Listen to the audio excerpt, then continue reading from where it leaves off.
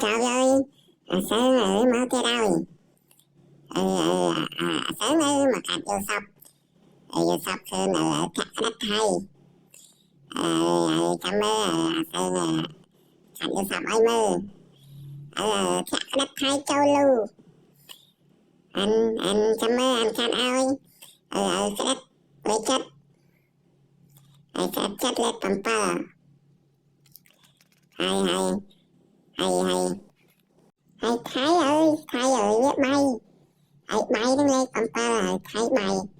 Anh ban tầm tờ. Lưu via xà rô. Xà rô lên son. Anh ban tầm tờ rồi chết cút. Anh cắt mà lên tiết. Anh tha thay lên pi, anh ta lên pi rồi. Anh ơi lên pi. Anh tha cái đất chất. Anh mình lên tầm tờ điện. Lưu xà rô. Anh ơi lên son.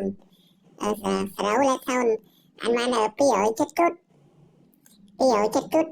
Tầm tờ rồi chết cút. Anh ấy lên tốt.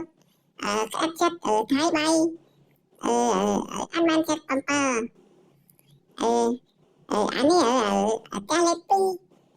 Calepi anh ơi pi lưu sao đâu anh ban một hai cút.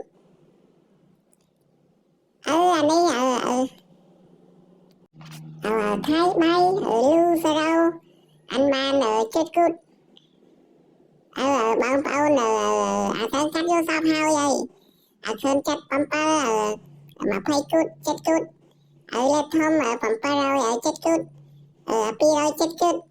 Bao bao vô tới chạ tao. Chạ khó thơ làm thà sơn á. Sơn mà đặt cắt vô sọt tê. Sơn mình lên cho nào tê. Sơn phải bay bẻ tiền. Bao bao chạ khó thấy không thấy thà sơn.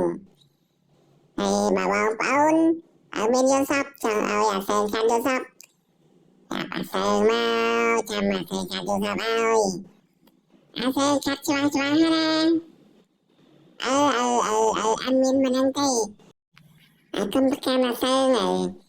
Sơn vậy anh hẹn. Sọc anh vậy chăng. Sơn này. Sơn chặt lọ thế. Sơn tao ơi, Sơn tao ơi.